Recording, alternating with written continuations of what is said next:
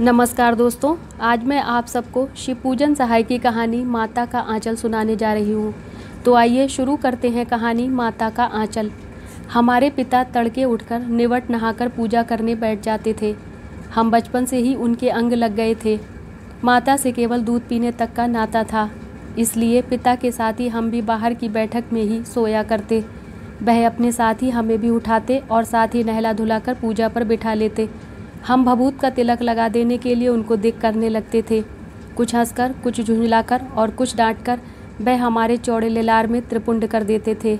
हमारे लिलार में भभूत खूब खिलती थी, सिर में लंबी लंबी जटाएं थीं। भभूत रमाने से हम खासे बम बोला बन गए थे। पिताजी हमें बड़े प्यार से भोलानाथ कहकर पुकारा करते, पर असल में हमारा नाम था तारकेश्वर नाथ। हम भी उनको बाबूजी कहकर पुकारा करते और माता को मैया। जब बाबूजी रामायण का पाठ करते तब हम उनकी बगल में बैठे बैठे आईने में अपना मुंह निहारा करते थे। जब वह हमारी ओर देखते तब हम कुछ लजाकर और कुछ मुस्कुराकर आईना नीचे रख देते थे। वह भी मुस्कुरा पड़ते थे। पूजा पाठ कर चुकने के बाद वह राम राम लिखने लगते। अपनी एक रामनामा बही पर 1000 राम लिखकर वह उसे पाठ करने की पोथी के साथ बांधकर रख देते। फिर 500 बार कागज़ के छोटे छोटे टुकड़ों पर राम नाम लिखकर आटे की गोलियों में लपेटते और उन गोलियों को लेकर गंगा जी की ओर चल पड़ते थे। उस समय भी हम उनके कंधे पर विराजमान रहते थे। जब वह गंगा में एक एक आटे की गोलियां फेंककर मछलियों को खिलाने लगते तब भी हम उनके कंधे पर ही बैठे बैठे हंसा करते थे। जब वह मछलियों को चारा देकर घर की ओर लौटने लगते तब बीच रास्ते में झुके हुए पेड़ों की डालों पर हमें बिठाकर झूला झुलाते थे। कभी कभी बाबूजी हमसे कुश्ती भी लड़ते। वह शिथिल होकर हमारे बल को बढ़ावा देते और हम उनको पछाड़ देते थे। वह उतान पड़ जाते और हम उनकी छाती पर चढ़ जाते थे। जब हम उनकी लंबी लंबी मूछें उखाड़ने लगते तब वह हंसते हंसते हमारे हाथों को मूँछों से छुड़ाकर उन्हें चूम लेते थे। फिर जब हमसे खट्टा और मीठा चुम्मा मांगते तब हम बारी बारी कर अपना बायां और दाहिना गाल उनके मुंह की ओर फेर देते थे। बाएं का खट्टा चुम्मा लेकर जब वह दाहिने का मीठा चुम्मा लेने लगते तब अपनी दाढ़ी या मूछ हमारे कोमल गालों पर गड़ा देते थे। हम झुंझलाकर फिर उनकी मूछ नोचने लग जाते थे। इस पर वह बनावटी रोना रोने लगते और हम अलग खड़े खड़े खिलखिलाकर हंसने लग जाते थे। उनके साथ हंसते हंसते जब हम घर आते तब उनके साथ ही हम भी चौके पर खाने बैठते थे। वह हमें अपने ही हाथ से फूल के एक कटोरे में गोरस और भात सान कर खिलाते थे। जब हम खाकर अफर जाते तब मैया थोड़ा और खिलाने के लिए हट करती थी। वह बाबूजी से कहने लगती, आप तो 4-4 दाने के कौर बच्चे के मुंह में देते जाते हैं। इससे वह थोड़ा खाने पर भी समझ लेता है कि हम बहुत खा गए। आप खिलाने का ढंग नहीं जानते, बच्चे को भर मुँह कौर खिलाना चाहिए। जब खाएगा बड़े बड़े कौर तब पाएगा दुनिया में ठौर। देखिए मैं खिलाती हूँ, मर्द हुए क्या जाने कि बच्चों को कैसे खिलाना चाहिए, और महतारी के हाथ से खाने पर बच्चों का पेट भी भरता है। यह कहकर वह थाली में दही भात शांति और अलग अलग तोता, मैना, कबूतर, हंस, मोर आदि के बनावटी नाम से कौर बनाकर यह कहते हुए खिलाती जाती कि जल्दी खा लो नहीं तो उड़ जाएंगे। पर हम उन्हें इतनी जल्दी उड़ा जाते थे कि उड़ने का मौका ही नहीं मिलता था। जब हम सब बनावटी चिड़ियों को चट कर जाते थे तब बाबूजी कहने लगते, अच्छा अब तुम राजा हो जाओ खेलो। बस हम उठकर उछलने कूदने लगते थे। फिर रस्सी में बंधा हुआ काठ का घोड़ा लेकर नंग धड़ंग बाहर गली में निकल जाते थे।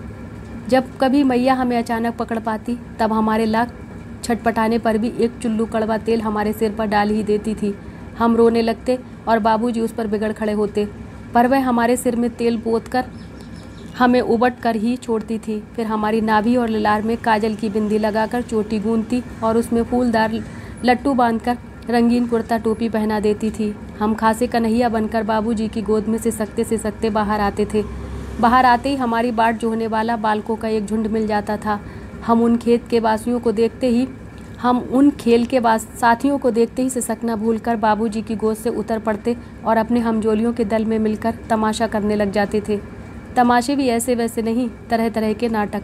चबूतरे का एक कोना ही नाटक घर बनता था। बाबूजी जिस छोटी चौकी पर बैठकर नहाते थे वही रंगमंच बनती। उसी पर सरकंडे के खंभों पर कागज का चंदुआ तानकर मिठाइयों की दुकान लगाई जाती। उसमें चिलम के खोचे पर कपड़े के थालों में ढेले के लड्डू, पत्तों की पूरी कचौरियाँ, गीली मिट्टी की जलेबियाँ, फूटे घड़े के टुकड़ों के बताशे आदि मिठाइयाँ सजाई जाती। ठीकरों के बटखरे और जस्ते के छोटे छोटे टुकड़ों के पैसे बनते। हम ही लोग खरीदार और हम ही लोग दुकानदार। बाबूजी भी 2-4 गोरखपुरिये पैसे खरीद लेते थे। थोड़ी देर में मिठाई की दुकान बढ़ाकर हम लोग घरौंदा बनाते थे। धूल की मेड़ दीवार बनती और तिनकों का छप्पर, दातून के खंभे, दिया सिलाई की पेटियों के किवाड़, घड़े के मुहड़े की चूल्हा चक्की, दिए की कढ़ाई और बाबूजी की पूजा वाली आचमनी कलछी बनती थी। पानी के घी, धूल के पिसान और बालू की चीनी से हम लोग जोनार तैयार करते थे। हम ही लोग जोनार करते और हम ही लोगों की जोनार बैठती थी। जब पंगत बैठ जाती थी तब बाबूजी भी धीरे से आकर पांत के अंत में जीमने के लिए बैठ जाते थे। उनको बैठते देखते ही हम लोग हंसकर और घरौंदा बिगाड़कर भाग चलते थे। वह भी हंसते हंसते लोटपोट हो जाते और कहने लगते, फिर कब भोज होगा भोलानाथ। कभी कभी हम लोग बारात का भी जुलूस निकालते थे। कनस्तर का तंबूरा बजता, अमोले को घिसकर शहनाई बजाई जाती, टूटी चूहेदानी की पालकी बनती। हम समधी बनकर बकरे पर चढ़ लेते और चबूतरे के एक कोने से चलकर बारात दूसरे कोने में जाकर दरवाजे लगती थी। वहाँ काठ की पटरियों से घिरे, गोबर से लिपे, आम और केले की टहनियों से सजाए हुए छोटे आंगन में कुल्हैये का कलसा रखा रहता था। वहीं पहुंचकर बारात फिर लौट आती थी।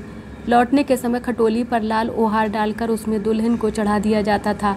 लौट आने पर बाबूजी ज्यों ही ओहार उघार कर दुल्हन का मुख निरखने लगते, त्यों ही हम लोग हंसकर भाग जाते। थोड़ी देर बाद फिर लड़कों की मंडली जुट जाती थी। इकट्ठा होते ही राय जमती कि खेती की जाए। बस चबूतरे के छोर पर घिरनी गड़ जाती और उसके नीचे की गली कुआं बन जाती थी। मूंछ की बटी हुई पतली रस्सी में एक चुक्कड़ बांध गराड़ी पर चढ़ाकर लटका दिया जाता और दो लड़के बैल बनकर मोट खींचने लग जाते। चबूतरा खेत बनता, कंकड़ बीज और ठेंगा हल जुआ था। बड़ी मेहनत से खेत जोते गए, बोए और पटाए जाते। फसल तैयार होते देर ना लगती और हम हाथों हाथ फसल काट लेते थे। काटते समय गाते थे, ऊंच नीच में बई क्यारी, जो उपजी सो भई हमारी। फसल को एक जगह रखकर उसे पैरों से रौंद डालते थे। कसोरे का सूप बनाकर ओस आते और मिट्टी की दिए के तराजू पर तौल कर राशि तैयार कर देते थे। इसी बीच बाबूजी आकर पूछ बैठते थे, इस साल की खेती कैसी रही भोलानाथ। बस फिर क्या, हम लोग ज्यों का त्यों खेत खलियान छोड़कर हंसते हुए भाग जाते थे। कैसी मौज की खेती थी। ऐसे ऐसे नाटक हम लोग बराबर खेला करते थे। बटोही भी कुछ देर छिटक कर हम लोगों के तमाशे देख लेते थे। जब कभी हम लोग ददरी के मेले में जाने वाले आदमियों का झुंड देख पाते तब कूद कूद कर चिल्लाने लगते थे, चलो भाइयों ददरी, सतु पिसान की मोटरी। अगर किसी दूल्हे के आगे आगे जाती हुई ओहारदार पालकी देख पाते तब खूब जोर से चिल्लाने लगते थे, रहरी में रहरी पुरान रहरी, डोला की कनिया हमार मेहरी। इसी पर एक बार बूढ़े बर ने हम लोगों को बड़ी दूर तक खदेड़ कर ढेलों से मारा था। उस खूसट खब्बीस की सूरत आज तक हमें याद है। ना जाने किस ससुर ने पैसा जमाई ढूंढ निकाला था। वैसा घोड़ा मुआ आदमी हमने कभी नहीं देखा। आम की फसल में कभी कभी खूब आंधी आती थी। आंधी के कुछ दूर निकल जाने पर हम लोग बाग की ओर दौड़ पड़ते थे। वहाँ चुन चुन कर घुले घुले गोपी आम चापते थे। एक दिन की बात है, आंधी आई और पट पड़ गई। आकाश काले बादलों से ढक गया। मेघ गरजने लगे, बिजली कौंधने और ठंडी हवा सनसनाने लगी। पेड़ झूमने और जमीन चूमने लगे। हम लोग चिल्ला उठे, एक पैसा की लाई, बाजार में छितराई, बरखा उधरे बिलाई। लेकिन बरखा ना रुकी और भी मूसलाधार पानी होने लगा। हम लोग पेड़ों की जड़ से धड़ से सट गए, जैसे कुत्ते के कान में अठई चिपक जाती है। मगर बरखा जमी नहीं, थम गई। बरखा बंद होते ही बाग में बहुत से बिच्छू नजर आए। हम लोग डर कर भाग चले। हम लोगों में बैजू बड़ा ढीठ था। संयोग की बात, बीच में मूसन तिवारी मिल गए। बेचारे बूढ़े आदमी को सोचता कम था। बैजू उनको चढ़ाकर बोला, बुढ़वा बेईमान, मांगे करेला का चोखा। हम लोगों ने भी बैजू के सुर में सुर मिलाकर यही चिल्लाना शुरू किया। मूसन तिवारी ने बेतहाशा खदेड़ा। हम लोग तो बस अपने अपने घर की ओर आंधी हो चले। जब हम लोग ना मिल सके तब तिवारी जी सीधे पाठशाला में चले गए। वहाँ से हमको और बैजू को पकड़ लाने के लिए 4 लड़के गिरफ्तारी वारंट लेकर छूटे। इधर ज्यों ही हम लोग घर पहुँचे त्यों ही गुरुजी के सिपाही हम लोगों पर टूट पड़े। बैजू तो 9-2-11 हो गया, हम पकड़े गए। फिर तो गुरुजी ने हमारी खूब खबर ली। बाबूजी ने यह हाल सुना, वह दौड़े हुए पाठशाला में आए। गोद में उठाकर हमें पुचकारने और फुसलाने लगे, पर हम दुलारने से चुप होने वाले लड़के नहीं थे। रोते रोते उनका कंधा आंसुओं से तर कर दिया।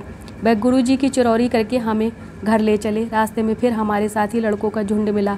वे जोर से नाचते और गाते थे, माई पकाई गर्र गर्र पुआ, हम खाए पुआ ना खेलब जुआ। फिर क्या था, हमारा रोना धोना भूल गया। हम हट करके बाबूजी की गोद से उतर पड़े और लड़कों की मंडली में मिलकर लगे वही तान सुर अलापने। तब तक सब लड़के सामने वाले मकई के खेत में दौड़ पड़े। उसमें चिड़ियों का झुंड चल रहा था। वे दौड़ दौड़ कर उन्हें पकड़ने लगे, पर एक भी हाथ ना आई। हम खेत से अलग ही खड़े होकर गा रहे थे, राम जी की चिरई, राम जी का खेत, खा लो चिरई भर भर पेट। हमसे कुछ दूर बाबूजी और हमारे गांव के कई आदमी खड़े होकर तमाशा देख रहे थे और यही कहकर हंसते थे कि चिड़िया की जान जाए लड़कों का खिलौना। सचमुच लड़के और बंदर पराई पीर नहीं समझते। एक टीले पर जाकर हम लोग चूहों के बिल से पानी उलीचने लगे। नीचे से ऊपर पानी फेंकना था। हम सब थक गए। तब तक गणेश जी के चूहे की रक्षा के लिए शिव जी का सांप निकल आया। रोते चिल्लाते हम लोग बेतहाशा भाग चले। कोई औंधा गिरा, कोई अंटा चिट, किसी का सिर फूटा, किसी के दांत टूटे। सभी गिरते पड़ते भागे। हमारी सारी देह लहूलुहान हो गई। पैरों के तलवे कांटों से छलनी हो गए। हम एक सुर से दौड़े हुए आए और घर में घुस गए। उस समय बाबूजी बैठक के ओसारे में बैठकर हुक्का गुड़गुड़ा रहे थे। उन्होंने हमें बहुत पुकारा, पर उनकी अनसुनी करके हम दौड़ते हुए मैया के पास ही चले गए। जाकर उसी की गोद में शरण ली। मैया चावल अमनिया कर रही थी। हम उसी के आंचल में छिप गए। हमें डर से कांपते देखकर वह जोर जोर से रो पड़ी और सब काम छोड़ बैठी। अधीर होकर हमारे भय का कारण पूछने लगी। कभी हमें अंग भरकर दबाती और कभी हमारे अंगों को अपने आंचल से पोंछकर हमें चूम लेती। बड़े संकट में पड़ गई। झटपट हल्दी पीसकर हमारे घावों पर थोपी गई। घर में कोहराम मच गया।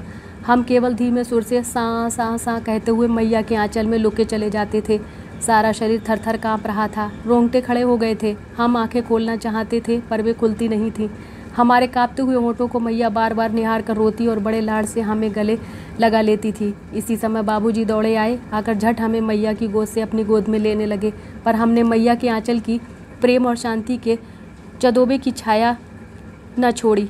धन्यवाद।